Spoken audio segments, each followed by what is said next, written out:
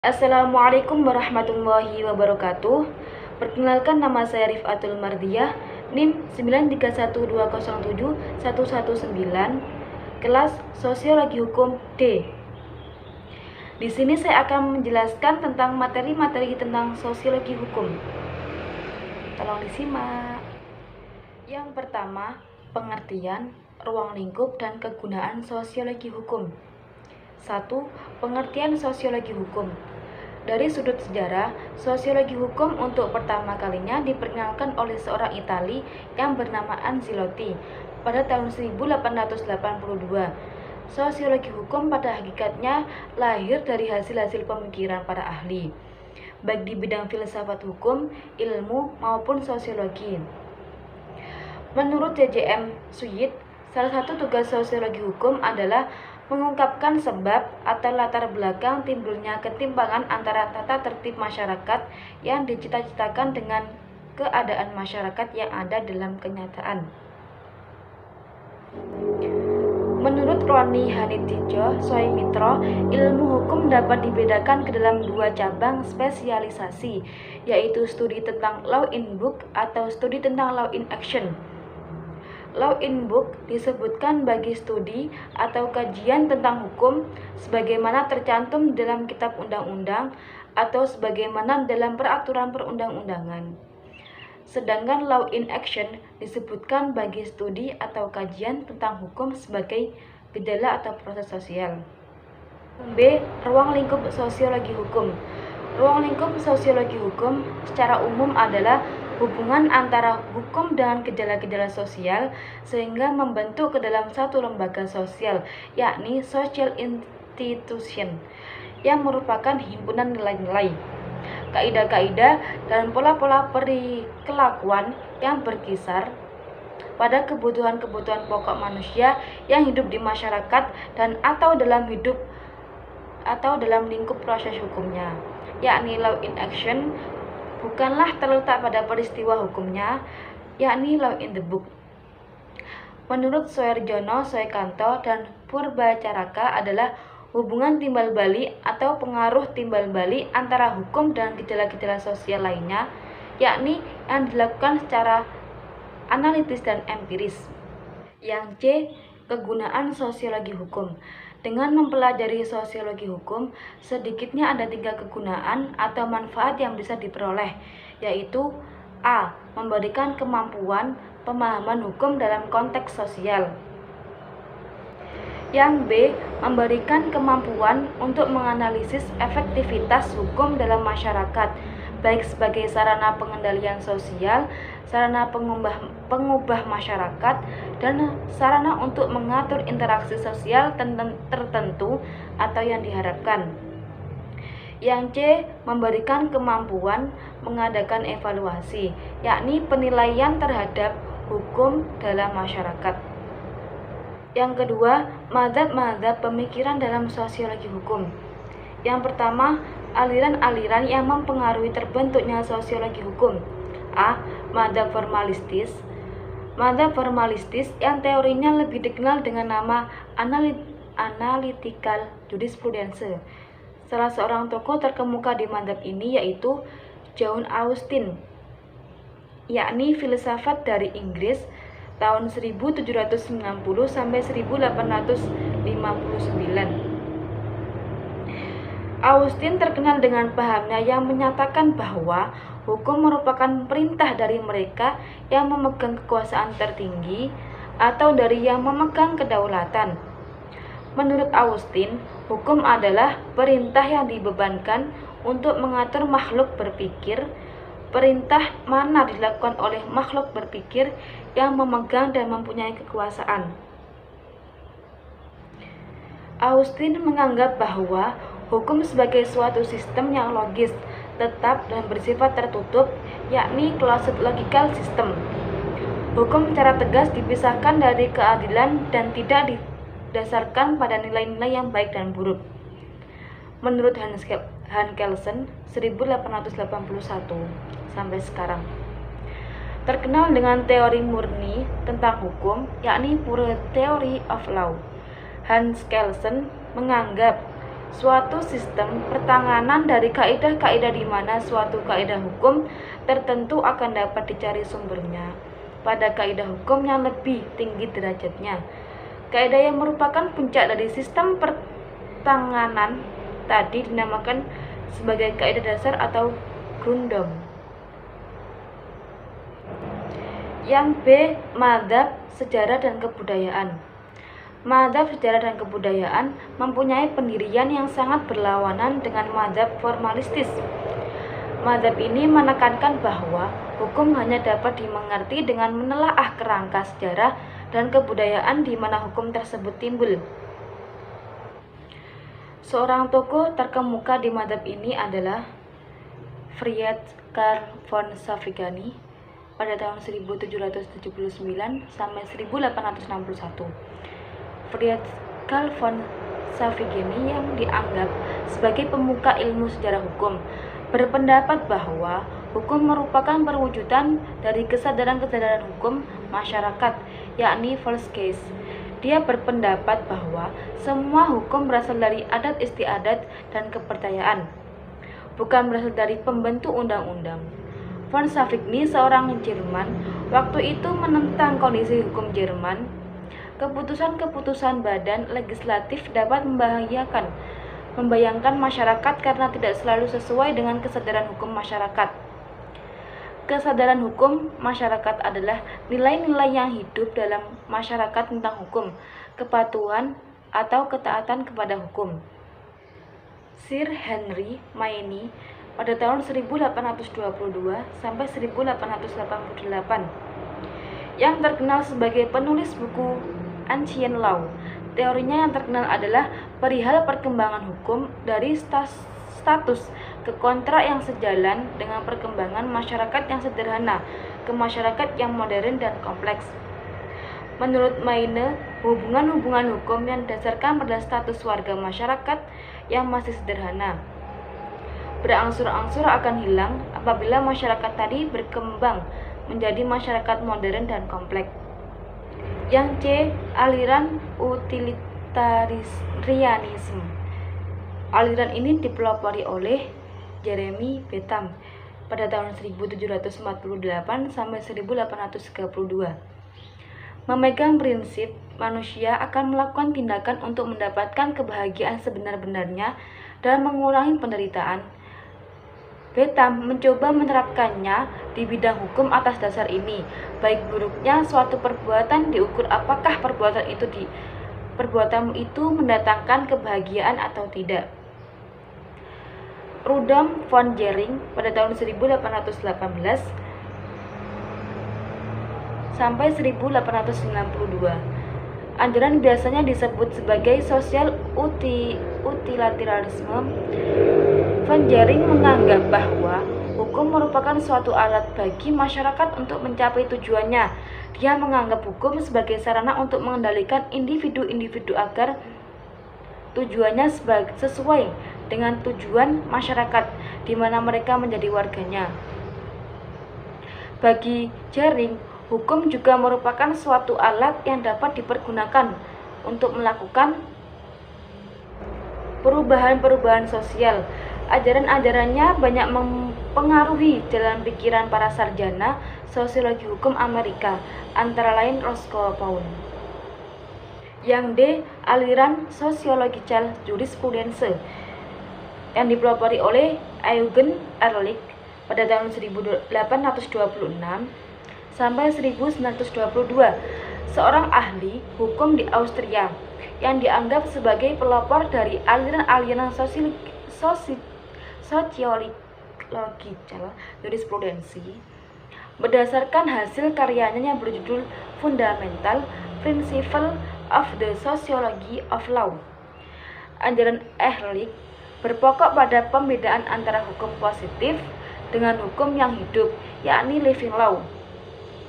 Atau dengan perkataan lain, suatu pembedaan antara kaidah-kaidah hukum dengan kaidah sosial lainnya.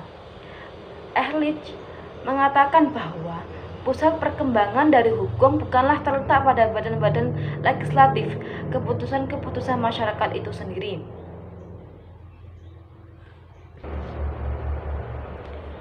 Roscoe Pound pada tahun 1870 sampai 1964.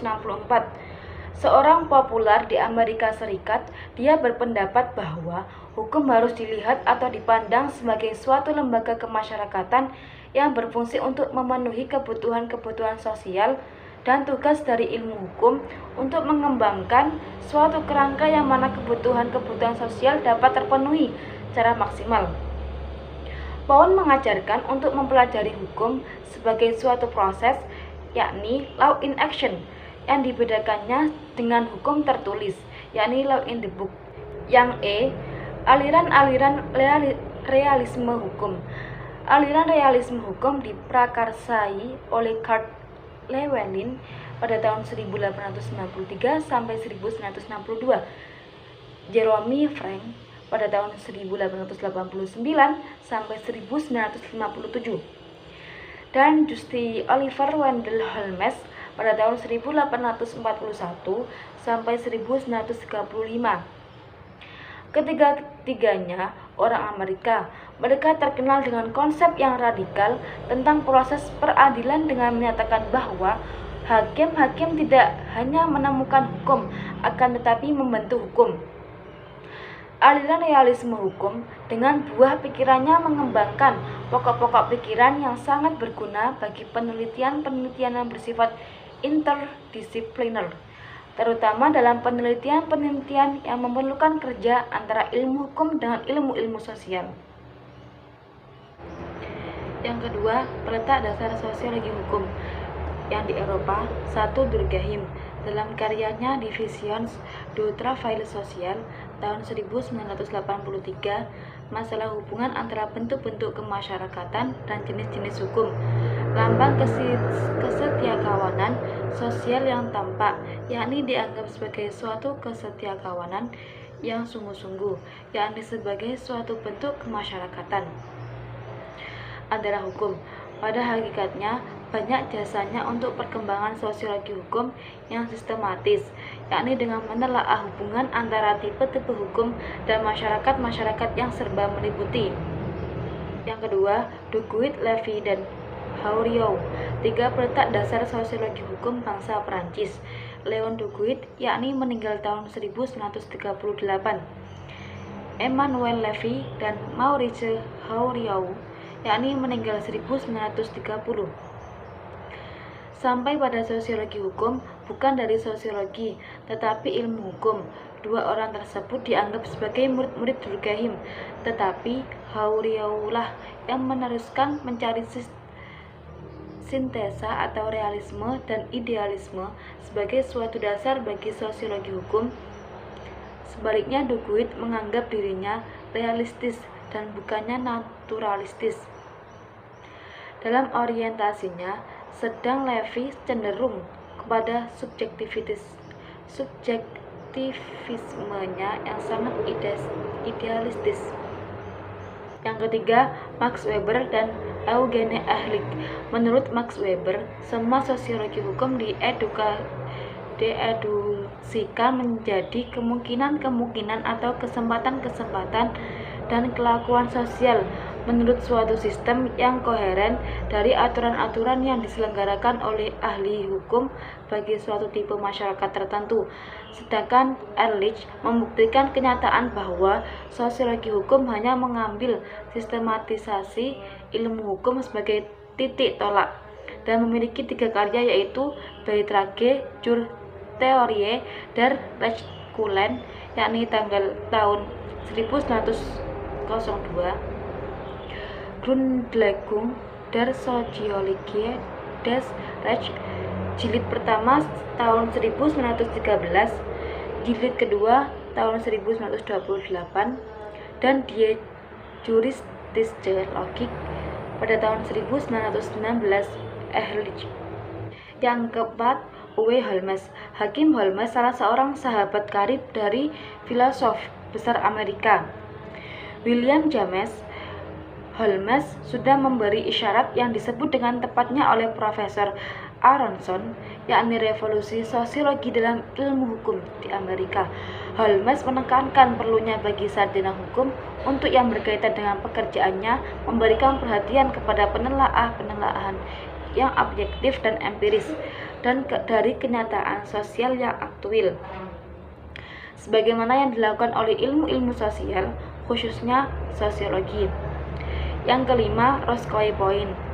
Sosiologi hukum di Amerika Serikat telah menemukan ketelitian yang sangat terperinci dan meluas berkat penemuan ilmiah Roscoe Point, pakar tiada tandingannya dari mazhab ilmu hukum sosiologi jurisprudensi. Yang keenam, Benjamin Cardoso. Sosiologi hukum Hakim Cardoso ini bertolak dari perenungan tentang perlunya memperbarui teknik hukum yang aktual dengan menutup jurang antara teknik hukum itu dan kenyataan hukum yang hidup dewasa.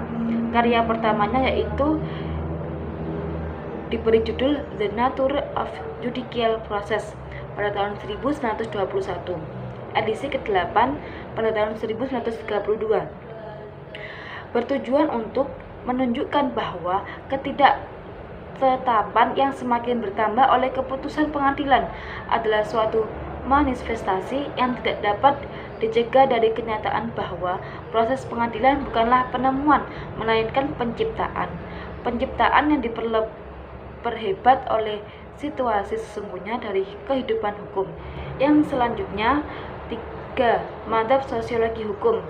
Mazhab sosiologi hukum ada 2, aliran positif dan normatif. Aliran positif, aliran ini hanya ingin membicarakan kejadian yang dapat diambil dari luar secara murni. Mereka tidak mau memasukkan hal-hal yang tidak dapat diamati dari luar, seperti nilai dan tujuan. Aliran positif ini dipelopori oleh Donald Beck. Beck menyatakan perihal terjadinya kekaburan antara ilmu, yakni science, dan kebijaksanaan, yakni police, dalam sosiologi hukum.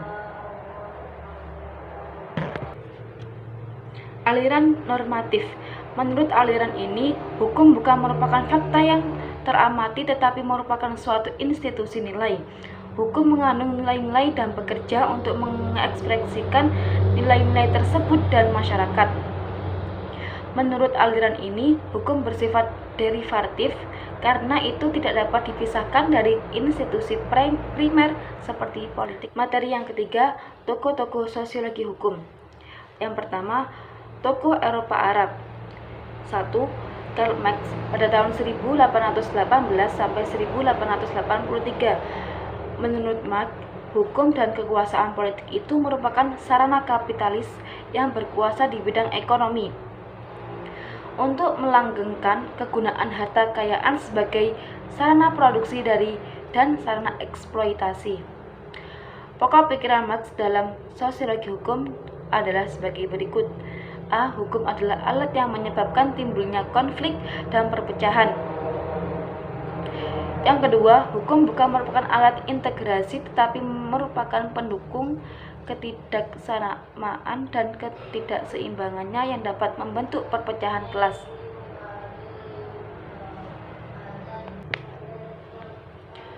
Hukum dan kekuasaan. Yang C. Hukum dan kekuasaan merupakan sarana dari kaum kapitalis yang berkuasa di bidang ekonomi untuk melanggengkan kekuasaan.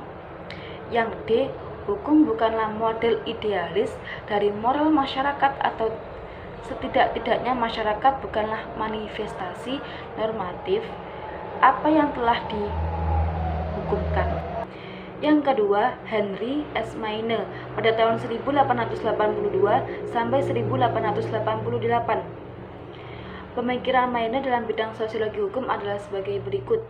A. Masyarakat bukanlah masyarakat yang serba laten, melainkan yang bersifat kontingen. Yang B. Dalam masyarakat terdapat askripsi tertentu yang sesungguhnya merupakan penganugerahan, atribut, dan kapasitas kepada warga masyarakat yang bersangkutan dengan posisi masing-masing dalam tatanan status yang telah ditradisikan dalam masyarakat. Yang C, kenyataan dalam masyarakat akan berubah tatkala masyarakat melakukan tradisi-tradisi ke situasi-situasi baru yang berhubungan dengan membebaskan agresi. Juga kian meningkatnya interdependensi antara segmen-segmen sosial dalam kehidupan ekonomi. Ketiga, Émile Durkheim pada tahun 1858 sampai 1917. Ia adalah seorang ahli sosiologi yang sejak semula mempunyai perhatian yang sangat tinggi terhadap hukum. Sebagai seorang sosiologi, ia amat terikat pada penggunaan metodologi empiris. Dalam mengungkap idenya tentang hukum, Durkheim bertolak dari penemuan yang terjadi dalam masyarakat. Dengan metode empirisnya, ia melihat jenis-jenis hukum dengan tipe solidaritas dalam masyarakat. Ia membuat perbedaan antara hukum yang menindak dengan hukum yang mengganti atau represif dengan restitutif. Menurut Durkheim, hukum dirumuskan sebagai suatu kaidah yang bersanksi. Berat ringannya suatu sanksi tergantung kepada suatu pelanggaran dan anggapan masyarakat sendiri tentang sanksi tersebut. Yang keempat, Max Weber pada tahun 1864 sampai 1920. Weber memandang hukum sebagai suatu kumpulan norma-norma atau aturan-aturan yang dikelompokkan dan dikombinasikan dengan konsensus, menggunakan alat kekerasan sebagai daya paksaan. Ia menganggap bahwa hukum adalah kesepakatan yang valid dalam suatu kelompok tertentu. Weber disebut sebagai bapak sosiologi hukum modern yang menganggap hukum secara komprehensif dengan metode sosiologi.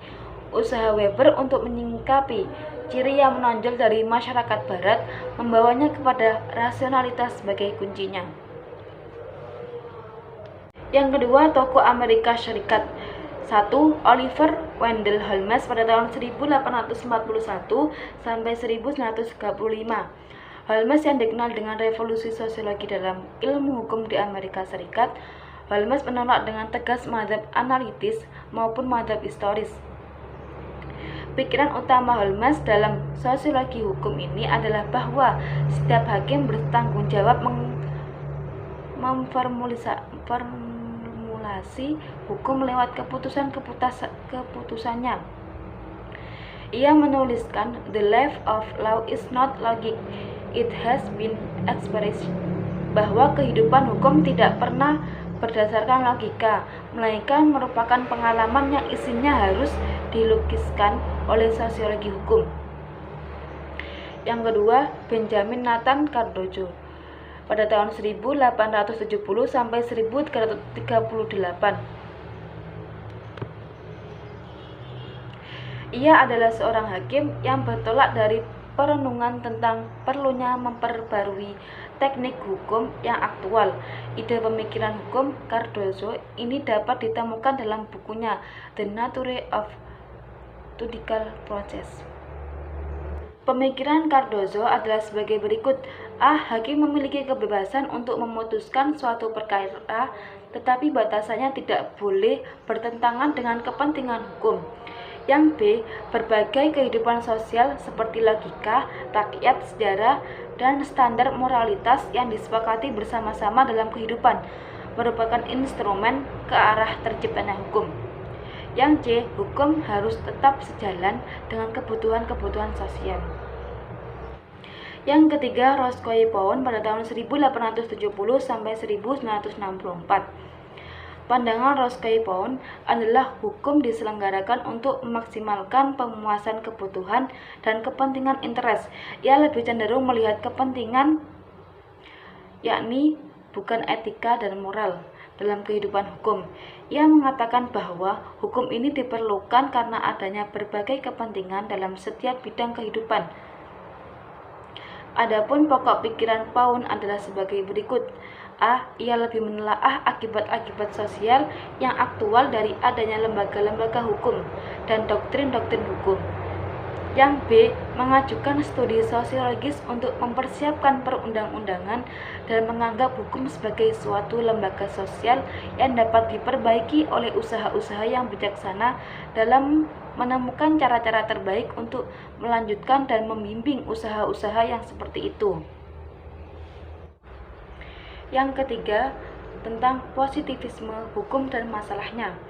Hukum seringkali dikatakan sebagai memiliki karakter beraspek ganda yang dapat diekspresikan dalam berbagai macam cara, sehingga hukum terdiri dari beberapa preskripsi, dalil-dalil halus yang menentukan cara subjek-subjek hukum harus berjalan. Namun, pada saat yang sama, ia membangun sebuah fenomena sosial yang hanya ada apabila petunjuk pelaksanaan benar-benar memiliki pengaruh pada cara orang berpikir atau bertingkah laku. Pada intinya, positivisme adalah sebuah posisi filosofis yang menegaskan bahwa pengetahuan ilmiah yang berasal dari observasi terhadap data dari pengalaman dan bukan spekulasi, yang berusaha untuk melihat kebalik fakta-fakta yang diobservasi untuk mengetahui sebab-sebab mana ataupun esensi. Positivisme adalah sebuah pondasi filosofis modern utama dari pengetahuan hukum profesional, sebuah bentuk pengetahuan. Akan dipertimbangkan dari sudut pandang sosiologis. Materi yang keempat, rancangan sosiologi terhadap hukum. Yang pertama, jenis kajian yakni normatif, filosofis, dan empiris.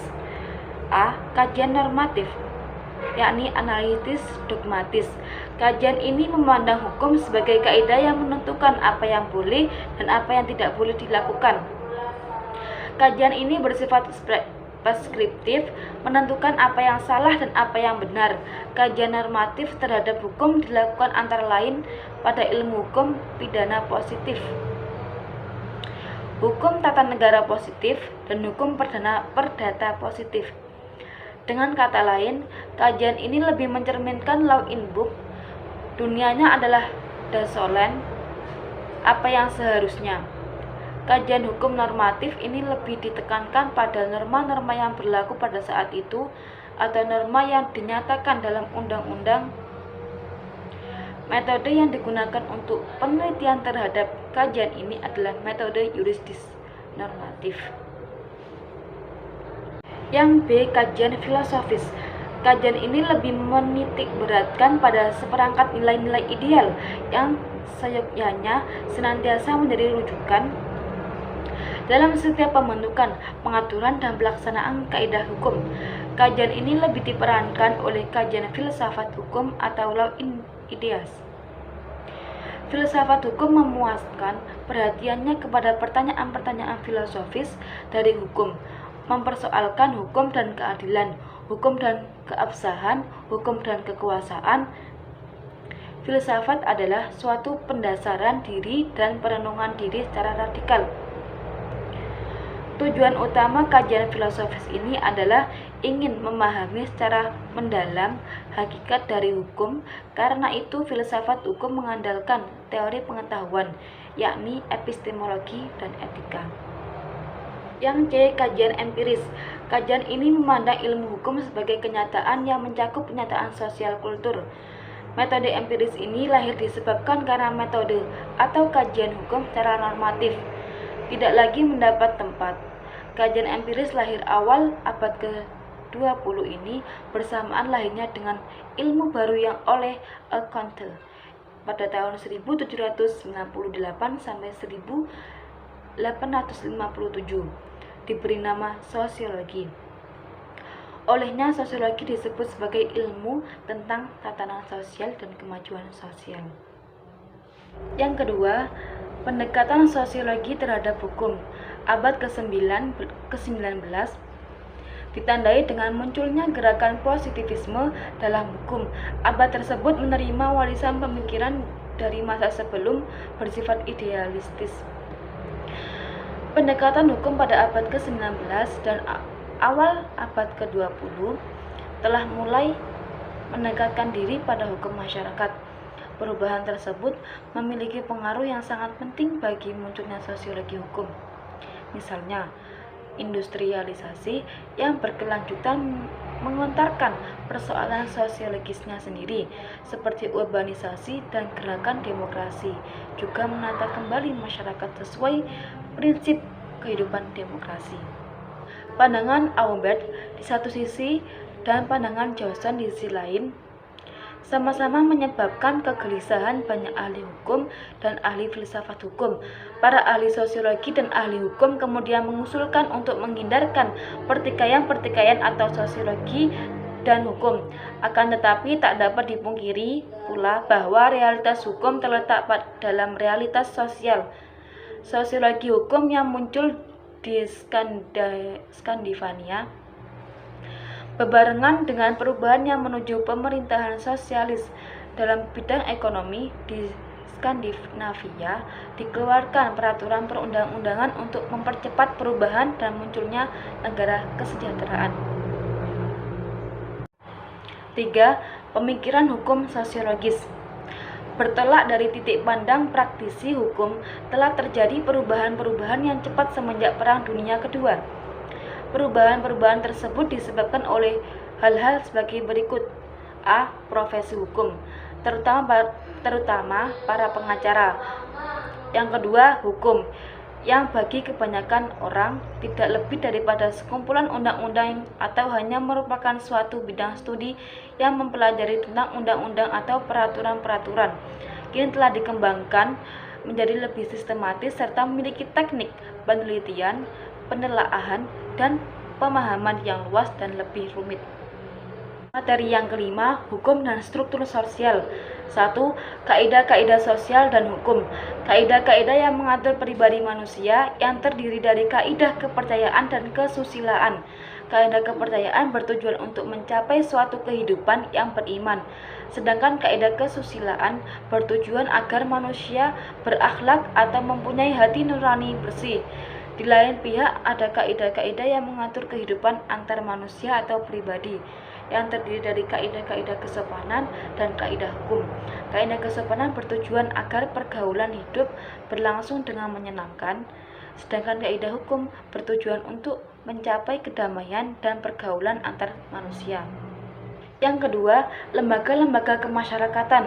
Lembaga kemasyarakatan terdapat di dalam setiap masyarakat. Oleh karena itu, setiap masyarakat tentunya mempunyai kebutuhan-kebutuhan pokok yang apabila dikelompokkan terhimpun menjadi lembaga-lembaga kemasyarakatan dalam berbagai bidang kehidupan, dan dapat dipahami bahwa suatu lembaga kemasyarakatan merupakan himpunan daripada kaidah-kaidah dari segala tingkatan yang berkisar pada suatu kebutuhan pokok dalam kehidupan masyarakat. Yang ketiga, kelompok sosial hukum. Menurut pendapat Aristoteles, bahwa manusia itu adalah zoon politikon, di mana dalam hidupnya manusia selalu akan membutuhkan orang lain dalam memenuhi kebutuhan hidupnya. Yang hal ini dapat dilihat dari interaksi antara sesama manusia. Interaksi manusia berlaku timbal balik, yang artinya saling mempengaruhi satu sama lain, yang dengan demikian maka suatu kelompok sosial mempunyai syarat-syarat sebagai berikut. 1. Setiap warga kelompok tersebut harus sadar bahwa dia merupakan sebagian dari kelompok yang bersangkutan. Yang kedua, ada hubungan timbal balik antara warga negara satu dengan warga negara lainnya. Yang ketiga, terdapat beberapa faktor yang dimiliki bersama oleh warga-warga kelompok itu sehingga hubungan antara mereka bertambah erat. Faktor yang tadi merupakan nasib yang sama, kepentingan yang sama, tujuan yang sama, ideologi politik yang sama, dan lain-lain. Yang keempat ada struktur, yang kelima ada perangkat kaidah-kaidah, yang keenam menghasilkan sistem tertentu. 4. Lapisan sosial dan hukum. Dalam lapisan masyarakat terdapat golongan atas upper class dan golongan bawah yakni lower class. Dijelaskan bahwa kalangan upper class jumlahnya lebih sedikit dibandingkan lower class. Karena kalangan upper class jelas-jelas memiliki kemampuan yang lebih banyak dan dianggap suatu hal yang terpenting dalam kehidupan bermasyarakat. upper class yang memiliki kemampuan yang lebih tadi akan berwujud kepada kekuasaan yang tentunya dapat menentukan berjuta-juta kehidupan manusia. Dan baik buruknya suatu kekuasaan senantiasa diukur dari kegunaannya untuk mencapai suatu tujuan yang didasari oleh masyarakat. Materi ke-6, hukum dan perubahan sosial. 1. Hubungan antara perubahan sosial dan hukum. Perubahan-perubahan yang terjadi di dalam suatu masyarakat dapat terjadi oleh karena bermacam-macam sebab. Tersebut dapat berasal dari masyarakat itu sendiri, yakni sebab intern, maupun luar masyarakat tersebut sebab ekstern. Sebagai sebab-sebab intern antara lain pertambahan penduduk atau berkurangnya penduduk, penemuan-penemuan baru, pertentangan atau konflik, atau karena terjadinya revolusi. Sedangkan sebab-sebab ekstern yaitu mencakup sebab-sebab yang terjadi di lingkungan alam fisik, pengaruh kebudayaan masyarakat lain, peperangan dan lain-lain. Suatu perubahan sosial lebih mudah terjadi apabila suatu masyarakat sering mengadakan kontak dengan masyarakat-masyarakat lain atau rela mempunyai sistem pendidikan yang maju. 2. Hukum sebagai alat untuk mengubah masyarakat.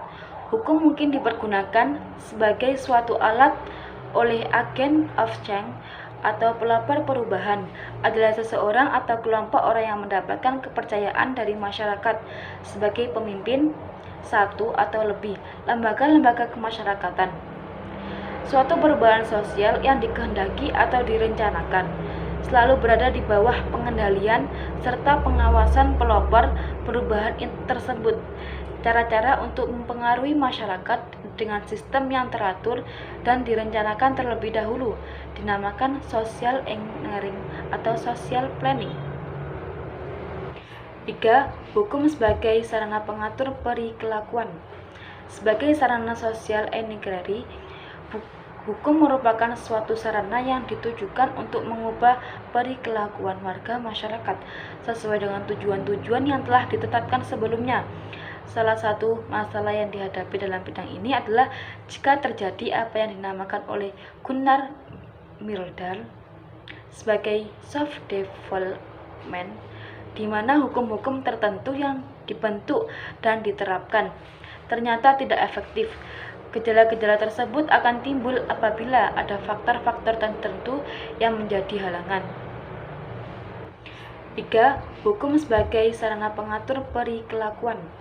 Sebagai sarana sosial engineering, hukum merupakan suatu sarana yang ditujukan untuk mengubah perilakuan warga masyarakat sesuai dengan tujuan-tujuan yang telah ditetapkan sebelumnya. Salah satu masalah yang dihadapi dalam bidang ini adalah jika terjadi apa yang dinamakan oleh Gunnar Myrdal sebagai soft development, di mana hukum-hukum tertentu yang dibentuk dan diterapkan ternyata tidak efektif. Gejala-gejala tersebut akan timbul apabila ada faktor-faktor tertentu yang menjadi halangan. 4. Batas-batas penggunaan hukum.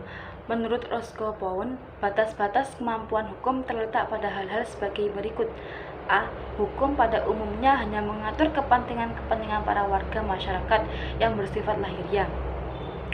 B. Dalam menerapkan sanksi-sanksi yang melekat pada hukum ada batas-batasannya, sebab sebagaimana dikatakan oleh Edwin Stoleran, when the morals are adequate, laws are unnecessary. When the morals are inadequate, the laws are ineffective. Yang C.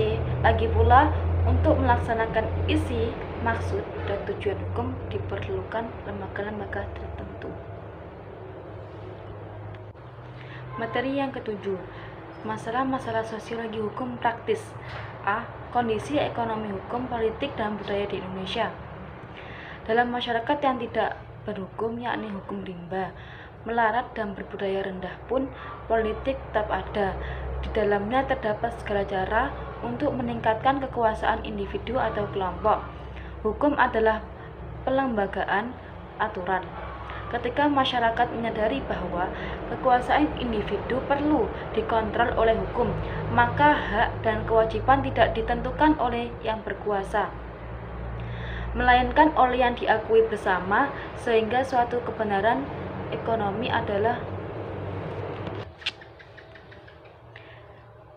sistem yang mengatur pemilikan hak untuk berpindah dari satu individu kepada individu lain.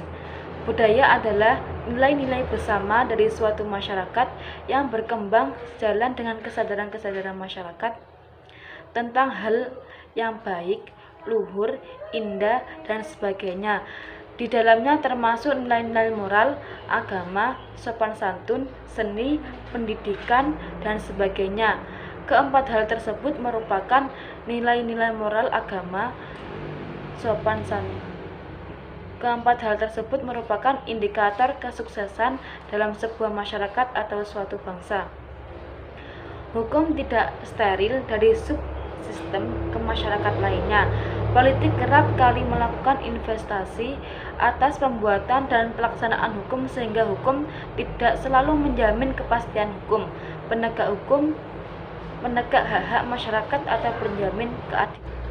Dalam kaitan kondisi politik dan hukum, sangat menarik untuk dikemukakan pendapat Philip Nonet dan Philip Seljic yang mengentengkan suatu teori mengenai keadaan dasar hukum dalam masyarakat, yaitu hukum represif, yaitu hukum yang merupakan alat kekuasaan represif. Hukum represif banyak mengandalkan paksaan tanpa memikirkan kepentingan yang ada di pihak rakyat. Hukum otonom, yaitu hukum sebagai peranata yang mampu menjinakkan represi dan melindungi integritasnya sendiri. Hukum responsif, yaitu hukum yang merupakan sarana respon atas kebutuhan-kebutuhan dan aspirasi masyarakat. B. Hukum dan penyelesaian konflik sosial.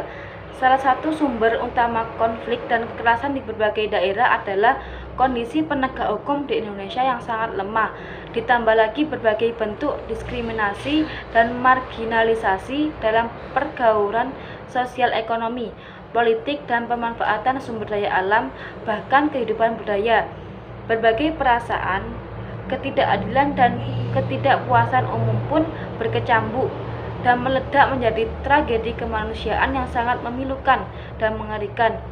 Penduduk yang mendiami wilayah negara Republik Indonesia harus mengatakan bahwa pelaksanaan hukum di negeri ini telah menjadi sumber utama yang menyebabkan timbulnya berbagai konflik dan kekerasan di Indonesia. Materi ke-8, penegakan hukum. 1. Pengertian penegakan hukum.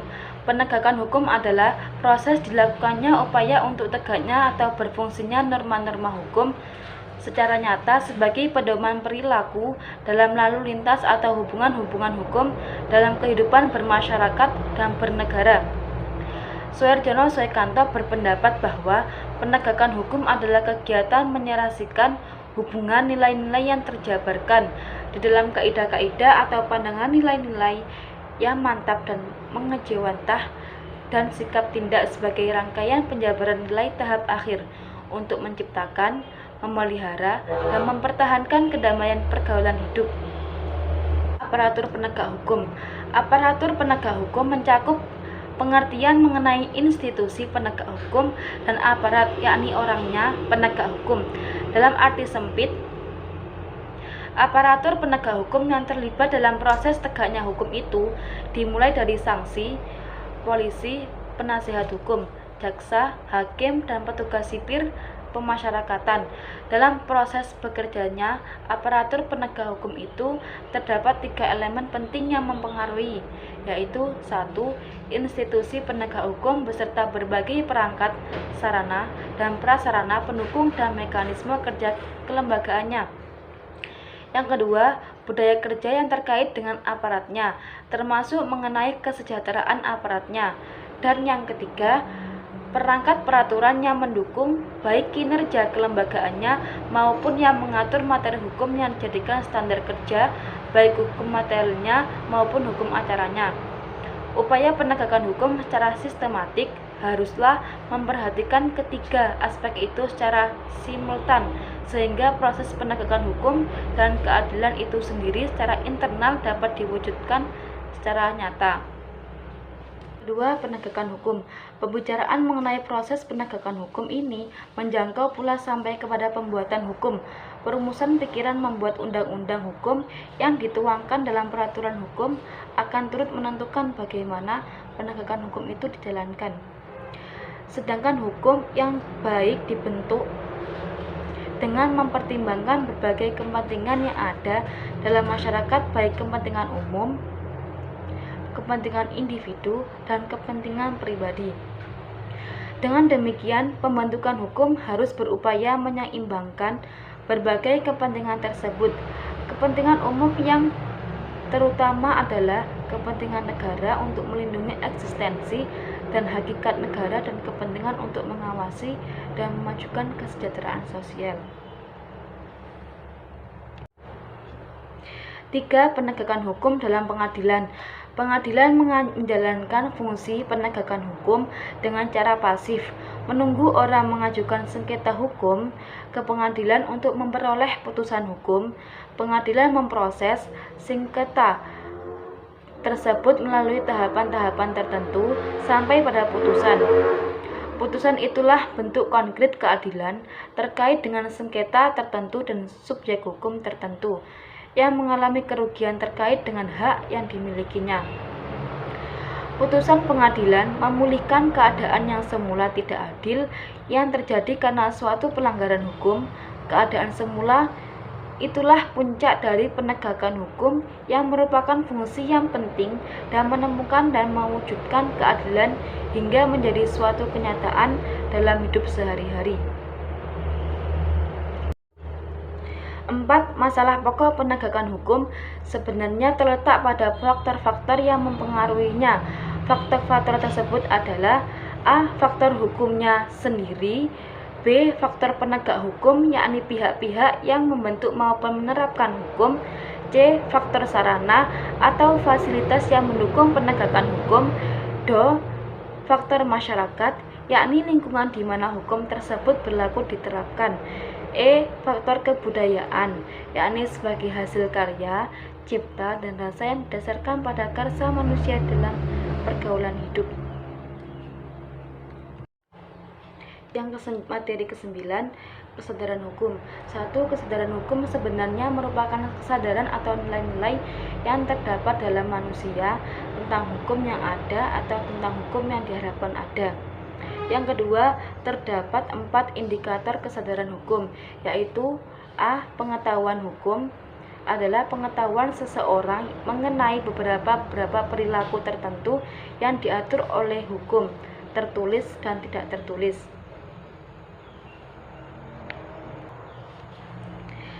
B. Pemahaman hukum adalah sejumlah informasi yang dimiliki seseorang mengenai isi peraturan dari suatu hukum tertentu. C. Sikap hukum adalah suatu kecenderungan untuk menerima hukum karena adanya penghargaan terhadap hukum sebagai sesuatu yang bermanfaat atau menguntungkan jika hukum itu ditaati. D. Pola perilaku hukum merupakan hal utama dalam kesadaran hukum karena di sini dapat dilihat apakah suatu peraturan berlaku atau tidak dalam masyarakat. 3. Cara meningkatkan kesadaran hukum. Kesadaran hukum berkaitan pula dengan efektivitas hukum dan wibawa hukum. Jika tujuan hukum tercapai, yaitu bila warga masyarakat berperilaku sesuai dengan yang diharapkan atau dikehendaki oleh hukum, hukum tersebut dinamakan efektif. Efektivitas hukum yang ditentukan oleh 5 faktor: hukum kesadaran, hukum masyarakat, dan hukum dan budaya hukumnya. Materi yang ke-10, budaya hukum dan kepatuhan hukum. A. Budaya hukum. Hukum pada dasarnya tidak hanya sekedar rumusan hitam di atas putih saja sebagaimana yang dituangkan dalam berbagai bentuk peraturan perundang-undangan, tetapi hendaknya hukum dilihat sebagai suatu gejala yang dapat diamati dalam kehidupan masyarakat melalui pola tingkah laku warganya. Hal ini berarti hukum sangat dipengaruhi oleh faktor-faktor non-hukum seperti nilai, sikap, dan pandangan masyarakat yang biasa disebut dengan kultur atau budaya hukum. Adanya kultur atau budaya hukum inilah yang menyebabkan perbedaan penegakan hukum di antara masyarakat yang satu dengan masyarakat lainnya. Berkaitan dengan hal tersebut ada 3 persoalan mendasar tentang kultur atau budaya hukum, yaitu 1. Persoalan yang pertama adalah persoalan yang berkaitan dengan hukum sebagai suatu sistem, di mana hukum itu dinilai dari 2 sisi yang berbeda, yaitu 2. Hukum dilihat sebagai suatu sistem nilai, di mana keseluruhan hukum dalam rangka penegakan hukum didasarkan pada Gundram yang kemudian menjadi sumber nilai sekaligus pedoman bagi penegakan hukum itu sendiri. C. Faktor-faktor yang menyebabkan masyarakat mentaati hukum adalah sebagai berikut. A. Compliance diartikan sebagai suatu kepatuhan yang didasarkan kepada harapan akan suatu imbalan dan usaha untuk menghindarkan diri dari hukuman atau sanksi yang mungkin dikenakan apabila seseorang melanggar ketentuan hukum. B. Identification terjadi bila kepatuhan terhadap kaidah hukum ada bukan karena nilai instruksinya. Yang C. Internalization. Pada tahap ini, seseorang mematuhi kaidah-kaidah hukum dikarenakan secara intrinsik kebutuhan tadi mempunyai imbalan. Do. Kepentingan-kepentingan warga masyarakat terjamin oleh wadah hukum yang ada. Materi yang ke-11, paradigma hukum. A. Hukum sebagai sistem nilai. Salah satu paradigma hukum adalah nilai, sehingga hukum dapat dilihat sebagai sosok nilai pula. Hukum sebagai perwujudan nilai-nilai mengandung arti bahwa kehadirannya adalah untuk melindungi dan memajukan nilai-nilai yang dijunjung tinggi oleh masyarakatnya. Menurut Fuller, hukum tidak dapat diterima sebagai hukum kecuali apabila bertolak dari moralitas tertentu. Hukum harus memenuhi ukuran moral tertentu dan ia tidak layak disebut hukum apabila memperlihatkan kegagalan-kegagalan sebagai berikut. 1. Kegagalan untuk mengeluarkan aturan, yakni to achieve rules. Yang kedua, kegagalan untuk mengumumkan aturan tersebut kepada publik, yakni to publish. 3. Kegagalan karena menyalahgunakan perundang-undangan yang berlaku surut. Yang keempat, kegagalan karena membuat aturan-aturan yang saling bertentangan. Yang kelima, kegagalan karena menuntut dilakukannya perilaku di luar kemampuan orang yang diatur. Yang keenam, kegagalan karena sering melakukan perubahan. 7. Kegagalan untuk menyelesaikan aturan dengan praktik penerapannya. B. Hukum sebagai ideologi. Paradigma ideologi dalam hukum juga dijumpai dalam bidang hukum kontrak. Hukum kontrak sebagaimana lazim dikenal sekarang adalah produk dari abad ke-19 pada abad ke-18. Kontrak bukan merupakan hasil dari persetujuan individual, melainkan implementasi praksis, kebiasaan, dan kaidah tradisional. Ideologi komunal tersebut tidak mengenal kontrak sebagai hasil suatu persetujuan. Ideologi sebagai paradigma tidak membiarkan hukum sebagai suatu lembaga yang netral. Dunia menjadi sangat tersentak pada waktu menyaksikan praktik negara Jerman sampai Nazi sebagai negara hukum. Ternyata negara hukum Jerman tidak menghalangi praktik untuk melakukan genosid terhadap ras Yahudi. Ideologi yang berhubungan dengan ras di Amerika Serikat, itu di ideologi keunggulan kulit putih, telah menimbulkan penyebutan keadilan berdasar atas kelas. Kendatipun hukumnya menyatakan asas persamaan di hadapan hukum.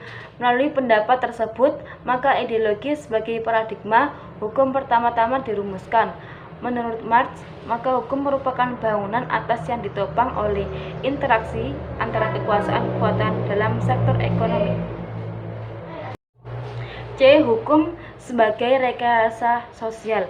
Hukum sebagai rekayasa sosial atau sarana rekayasa sosial merupakan fenomena yang menonjol pada abad ke-20 ini. Tidak seperti halnya dalam suasana tradisional, di mana hukum lebih merupakan pemadanan dari kaidah-kaidah sosial yang sudah tertanam dalam masyarakat. Hukum sekarang sudah menjadi sarana yang syarat dengan keputusan politik. Secara pasti, penggunaan hukum sebagai sarana rekayasa sosial dipelopori oleh Roscoe yang pada tahun 1912 melontarkan suatu paket gagasan yang kemudian dikenal dengan sebagai program aliran hukum sosiologis. Materi 12 adalah materi yang terakhir tentang hukum dan kekuasaan. A. Tujuan hukum. Menurut Van Apeldoorn, hukum tidak cukup diartikan sebagai aturan yang mengikat warganya saja, melainkan harus memiliki aspek keadilan dan asasi lain yang berguna melindungi warganya dengan adil dan menjamin kepastian hukum bagi setiap warga negara tanpa kecuali. Agar terwujudnya kepastian hukum bagi setiap warga negara, penting bagi seluruh masyarakat untuk mematuhi hukum atau perundang-undangan yang berlaku. Hukum di suatu negara bertujuan untuk memberikan ketertiban dan keamanan bagi masyarakat. Ketertiban tersebut akan terjaga apabila masyarakat menaati hukum yang ada. B. Moralitas hukum. Hukum dan moral ibarat dua sisi mata uang. Menurut Thomas Aquinas, perintah moral yang paling dasar adalah melakukan hal baik, menghindari yang jahat. Kaidah-kaidah moral akan mendapat pengakuan yang konkret ketika di back up atau oleh aturan hukum. Oleh karenanya, keteraturan dalam masyarakat selalu sejalan dengan adanya perilaku moral yang baik, yang patuh terhadap aturan hukum yang berkeadilan. Moralitas sangat penting dalam menjalankan kepemimpinan. Apabila moral pemimpinnya baik, maka kekuasaannya akan mensejahterakan. Namun, jika pemimpinnya buruk, maka kekuasaannya dapat menyengsarakan. Yang C. Law is as a tool of social engineering. Dalam mewujudkan tujuan hukum, bagi Pound dengan law is a tool of social engineering-nya, hukum itu dapat dimanfaatkan sebagai alat rekayasa masyarakat dalam rangka mencapai tujuannya. Pound juga meyakini bahwa hukum itu diselenggarakan dengan tujuan maksimumnya pemuasan kebutuhan dan kepentingan. Pound cenderung melihat kepentingan sebagai unsur hakikat dalam pengaturan hukum. Masyarakat dan hukum adalah dua hal yang tidak bisa dipisahkan. Hukum digunakan untuk mewujudkan keteraturan dalam mencapai keadilan dan kepastian hukum, sehingga segala perbuatan masyarakat tidak boleh bertentangan dengan hukum. Jalan panjang dalam menapaki dan menyusuri kehidupan hukum di dalam masyarakat semakin dirasakan pada zaman modern, bahkan memasuki dunia globalisasi dewasa ini. Hukum seharusnya menjadi yang terdepan, tapi tidak berarti hukum harus meninggalkan masyarakat. Dalam membangun hukum, kemudian diperlukan pemahaman mental dan pemikiran yang harus dibersihkan dan dibentuk kembali sebagai suatu upaya untuk mau dan mampu menerima kenyataan bahwasanya hukum itu bekerja bersama-sama dalam masyarakat. Sebagaimana adagium ubi societas ibi lues, di mana ada masyarakat, di situ ada hukum. Dari adagium tersebut, sebenarnya yang dapat dipahami bahwa hukum itu akan selalu bersama-sama dengan masyarakat. Pengaturan yang dilakukan hukum harus mengikuti juga perkembangan masyarakat. Apabila hukum tidak ingin dikatakan tertinggal dan dari perkembangan masyarakatnya, maka hukum harus merespon kehidupan sosial yang melingkupi. Sekian dari penjelasan dari saya. Apabila ada kesalahan, saya mohon maaf yang sebesar-besarnya. Wassalamualaikum warahmatullahi wabarakatuh.